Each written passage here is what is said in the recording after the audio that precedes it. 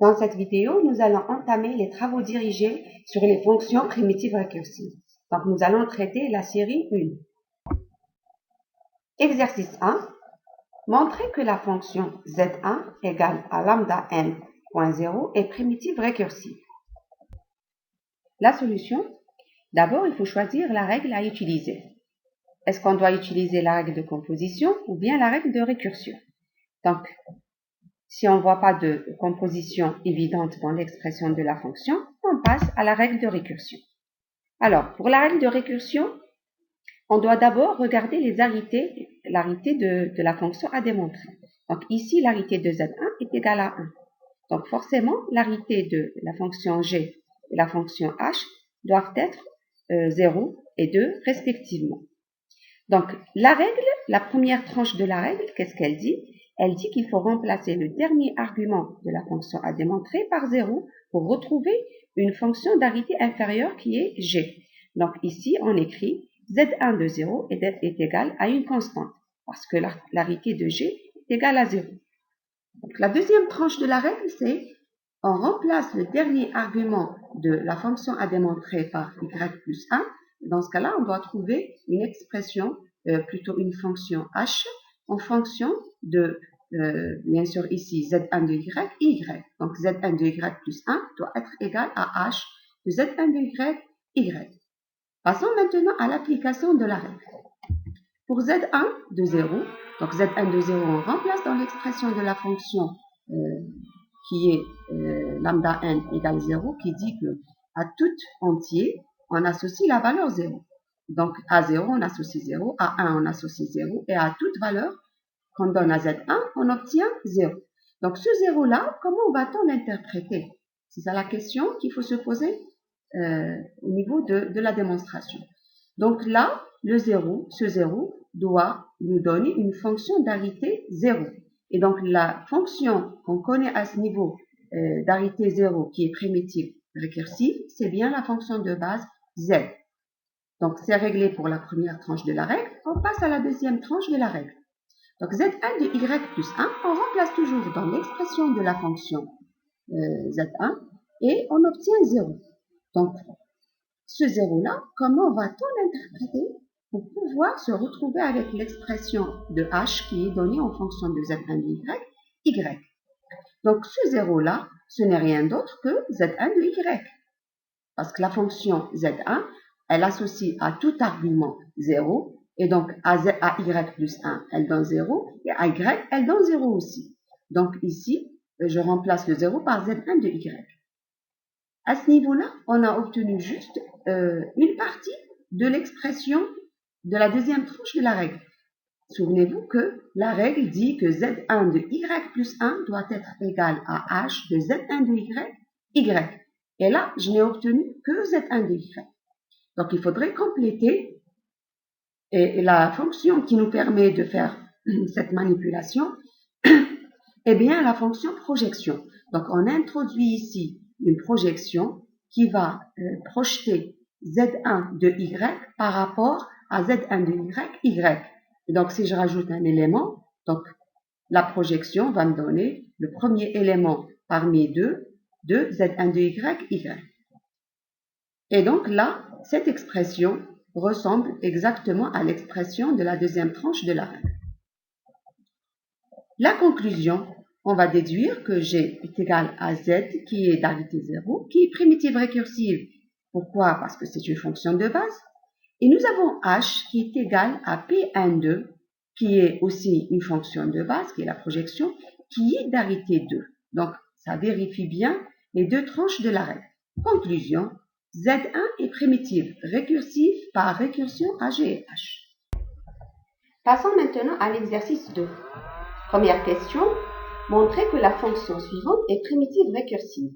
Sg égale lambda x égale à 0 si x est égal à 0, égale à 1 si x est supérieur ou égal à 1. La signification de cette fonction est le signe d'un entier naturel. Donc c'est une fonction qui admet un argument qui est un entier naturel. Si cet entier est égal à 0, alors le signe est égal à 0. Sinon, il est égal à 1. La solution, Donc, on commence d'abord par écrire la règle qu'on va utiliser. Donc, ici, je vais utiliser la règle de récursion. Dans cette règle, la première des choses à définir est les arités. Donc, l'arité de la fonction à démontrer, qui est la fonction SG, est égale à 1. C'est une fonction à un seul argument. Donc, systématiquement, l'arité de G doit être égale à 0 et l'arité de H doit être égale à 2 d'après la règle de récursion. Les deux tranches de la règle s'écrivent comme suit. SG de 0 doit être égal à une constante et SG de Y plus 1 doit être égal à H de SG de Y. On passe à l'application. Donc, on commence par la première tranche de la règle qui dit qu'il faut remplacer le dernier argument de la fonction par 0. Donc, si on remplace x par 0 dans l'expression de la fonction, on obtient 0. Donc, ce 0-là doit être interprété comme étant une fonction d'arité 0. Donc, ici, c'est la fonction z qui pourra nous permettre de faire ça, qui est la fonction de base d'arité 0. Ceci étant pour la première tranche, on passe maintenant à la deuxième tranche de la règle. On remplace le dernier argument de SG par y plus 1. On va voir ce que ça va donner. Donc, la fonction s'écrit comme suit, égale à 0 si y plus 1 est égal à 0, elle est égale à 1 si y plus 1 est supérieur ou égal à 1. Comme y est un entier naturel, il ne pourra jamais être, y plus 1 ne pourra jamais être égal à 0. Et donc, il est toujours supérieur ou égal à 1, ce qui donne la valeur de la fonction égale à 1. Maintenant, une fois qu'on a eu ce 1-là, comment doit-on l'interpréter pour pouvoir faire sortir une expression en fonction de SGY, Y? C'est ce qu'on va faire par la suite. Donc, ce 1-là, on pourra le considérer comme étant le successeur de 0.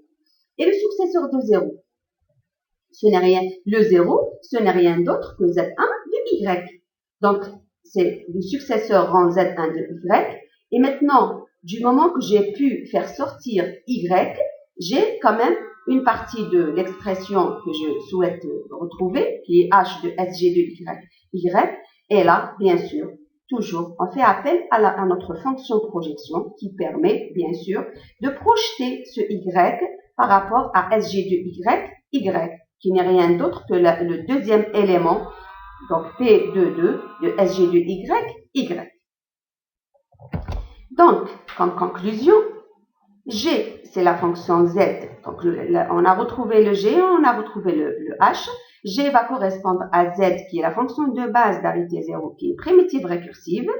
Et le H, ce n'est rien d'autre que la dernière composition qu'on a obtenue en fonction de SG de Y, qui est S rang Z1 rang P de 2.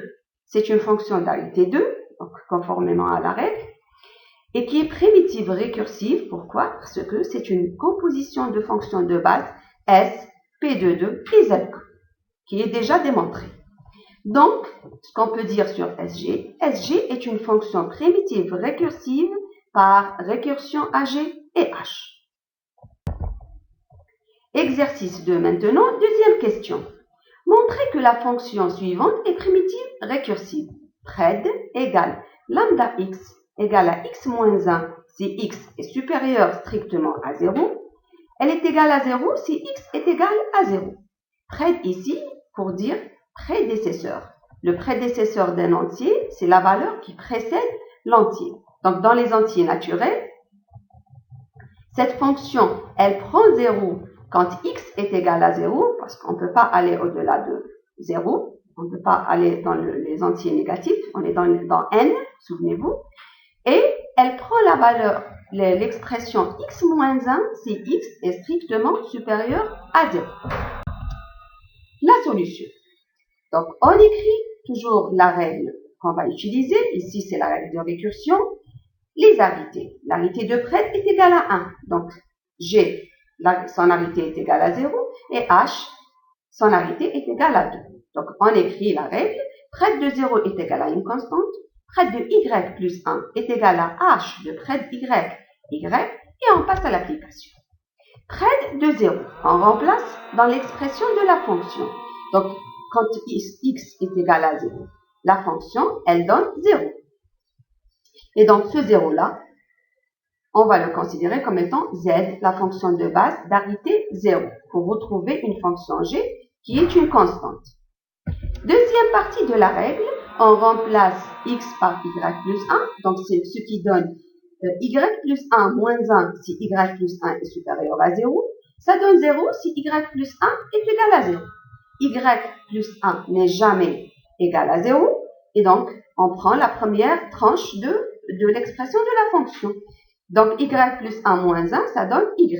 Et donc ici, on a obtenu le y qui est une partie de l'expression de h. Il suffit par la suite de compléter en introduisant la fonction projection P de 2 de près de y, virgule y.